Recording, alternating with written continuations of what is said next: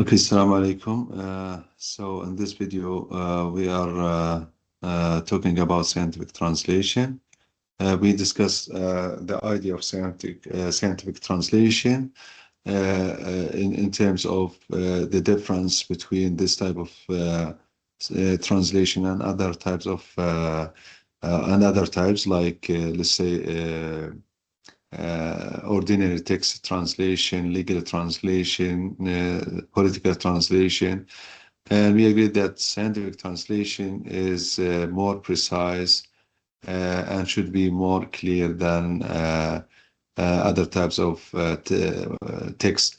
We also said that in scientific translation, we prefer to make a combination between literal translation and communicative translation as well. So scientific translation is a special kind of translation that focuses on changing scientific and technical information from one language to another. It aims to connect scientists and the researchers around the world, in order to share or communicate knowledge easily.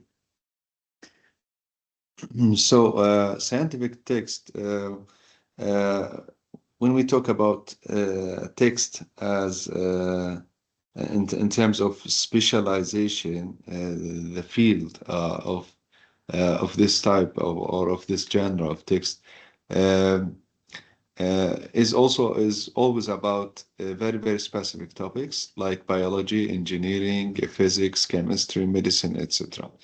We have, let's say, some linguistic features of scientific text, like formal language. We always use formal language. We avoid using slang or emotional expressions.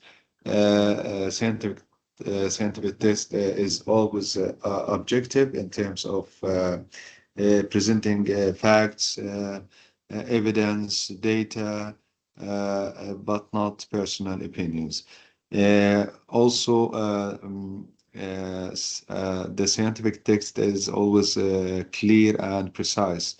It uses clear and specific and unambiguous words. Technical vocabulary. In such texts, we find very specialized terminologies related to a given scientific field. And also we have passive voice. Passive voice sometimes is preferred, especially in research when the focus is on the experiment or on the data rather than the author.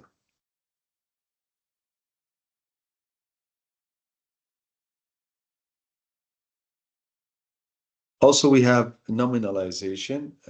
Verbs are always turned into nouns. For example, to analyze, we can replace it to analysis. The impersonal tone is not found, or the personal tone is not found in the formal or in the scientific text, so that we should avoid personal pronouns like I or we in formal writing. The logical structure in which ideas are organized clearly within the sections of the text, we have the introduction, the methods, the results, and the discussion. And this is the legal and logical and the scientific distributions of the scientific text, or maybe in general for the formal or academic text. And also the use of reference and citation, since let's say evidence and facts presented in scientific text are not personal, are not just not matter of opinions. We should provide references and citations in order to make them more clear and precise. And also we have hedging. Hedging, as we said, that we may use some words and some expressions to show uncertainty or limitation. Okay, and this especially with the sections in scientific text like suggest or may.